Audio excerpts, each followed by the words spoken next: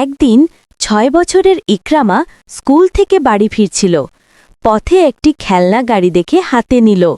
ইকরামা খুব খুশি হল, কিন্তু পরে বুঝল খেলনাটি তার নয়। মনে মনে ভাবল, এটা তো আমি কিনিনি, তাহলে এটা আমার হলো কিভাবে? নিশ্চয়ই কারো পড়ে গেছে। ইকরামা খেলনাটি নিয়ে সোজা মসজিদের ইমাম সাহেবের কাছে গেল। সে বলল, হুজুর, আমি রাস্তায় এ খেলনাটি পেয়েছি, মালিক হয়তো খুঁজছেন। ইমাম সাহেব হাসলেন।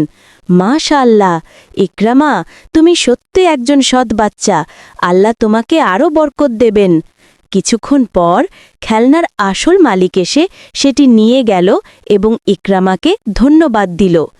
শিক্ষা: সত্য কথা বলা ও আমানত ফেরত দেওয়া আল্লাহর কাছে খুব প্রিয় কাজ।